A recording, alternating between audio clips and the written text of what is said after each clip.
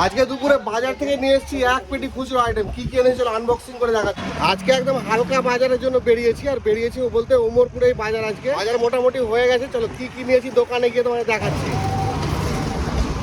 হালকা হলেও কিন্তু আইটেম অনেক আছে। এইখান থেকে শুরু করে এই পর্যন্ত আছে। প্রথমে আছে এক পেটি দিলখোশ, এটা নন্দুজির 5 টাকা পিস বিক্রি। এখানে আছে এক পেটি লেমন ক্রিম, আনবক্সিং করে তোমাদের দেখায়। এই হচ্ছে 5 টাকা বিক্রি বিস্কিট, এক বান্ডিলে 12 পিস আছে। এখানে আছে কলাইয়ের ডাল, এখানে খেসারির ডাল আছে, আর এখানে 10 কিলো মতো ছোলা আছে। আর এই ব্যাগে আছে কিছু খুচরো আইটেম, তার মধ্যে এই লম্বা সামাইটা আছে, আর একটা আছে আমুলের ডার্ক চকলেট, আর এখানে আছে 200 গ্রামের ডক্টর চয়েস সরষের তেল। আর এই পেটিতে আছে বাচ্চাদের একটা খেলার আইটেম।